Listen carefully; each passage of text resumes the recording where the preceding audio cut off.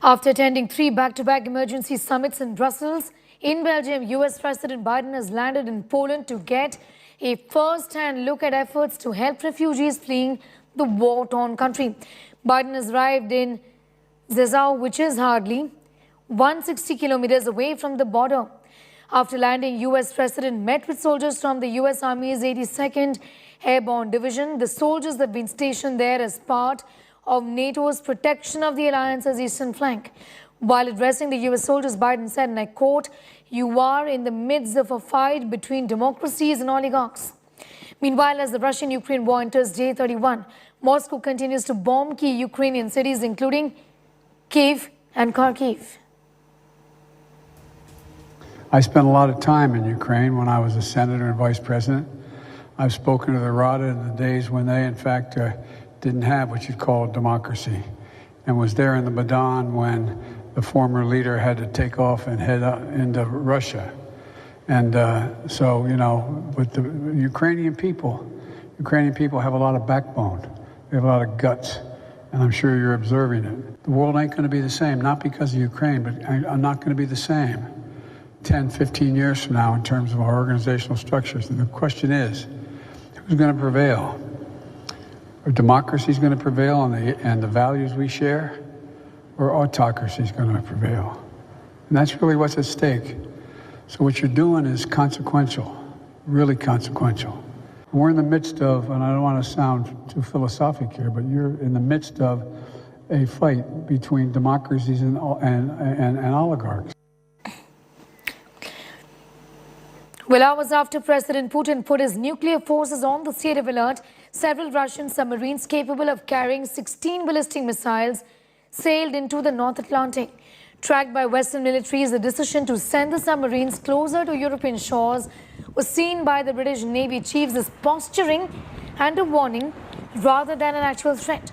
They returned towards Russia shortly after, and normal levels of activity resumed. Since then, Western intelligence agencies have kept a closer eye on Kremlin's nuclear arsenal, while Russia's use of strategic nuclear weapons of the sort carried by the submarines is still being viewed by most observers as unthinkable. Some analysts envisage a scenario in which shorter-range, lower-yield tactical nuclear. This is not the first time that Putin has hinted at using nuclear power. After the Russian troops invaded Ukraine, Putin on the 20th of February had said that Russia's nuclear forces are on high alert. Russian troops had also attacked premises of Zaporizhzhia, and also attempts are made to capture Chernobyl power plant.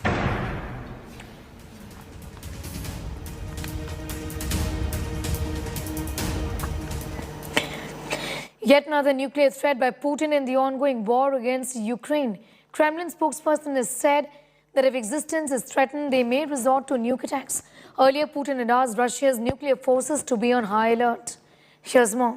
Relentless onslaught on Ukraine. Ravaged cities, hundreds of casualties, but not much headway in winning the war. With its Ukraine offensive sputtering, Russia came out with yet another brazen nuclear threat, daring the West using its enormous nuclear stockpile. Refusing to rule out use of nuclear power, Kremlin spokesperson Dmitry Peskov asserted that Russia would only use nuclear weapons in context of the ongoing war in Ukraine if there was an existential threat. He said Russia has a concept of domestic security and it's public, and that the reasons for nuclear arms to be used was there for everyone to see. While existential threat can mean anything Putin deems fit, this is not the first time Russia has flexed muscle and hinted at a nuclear attack. On February 28, Putin asked his defense forces to put nuclear deterrence on high alert. Указываю министру обороны и начальнику генерального штаба перевести силы сдерживания российской армии в особый режим несения боевого дежурства. Putin has also shown eagerness to capture Ukrainian nuke plants, evident from his attacks on premises of Zaporizhzhia plant and destruction of a Chernobyl lab. But what's forcing Russia to resort to nuke threats? Is Putin merely flexing his nuclear muscle, or is it dangerous brinkmanship after failure to win the war, even 4 weeks into the invasion? With Geeta Mohan in Moscow, Bureau Report, India Today. As Ukraine continues to stand tall and strong in spite of being bloodied and battered, Russian President Vladimir Putin has switched to a new plan. Russia now vows to liberate Donbass as its military defense has said first phase of Ukraine operation was successful. This comes days after Russia had set up a no-fly zone over Ukraine's Donbass. Russians even claim atrocities by Ukrainian government and the forces in the region. Early this month, Putin had even said it had been a difficult decision to invade Ukraine. Donbass is crucial as Russia-backed separatists now control 93% of Ukraine's Luhansk region and 54% of Donetsk, the two areas that make up Donbass. Вы знаете, что я сейчас скажу?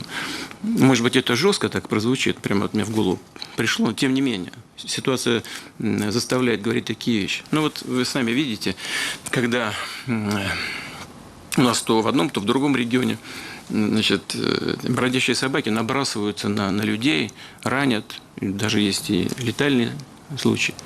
А потом, это отдельная проблема, и местные власти должны этим заниматься. А потом мы видим, когда начинают травить этих животных, убивать их, расстреливать. Послушайте, но люди не на Донбассе, это не бродячие собаки. От 13 до 14 тысяч человек убили за это время. On-border train from Moscow to the border town of Rostov. Snow over here melting in the regions outside of Moscow. It is cold, but it is not very cold. The trains over here very comfortable, warm.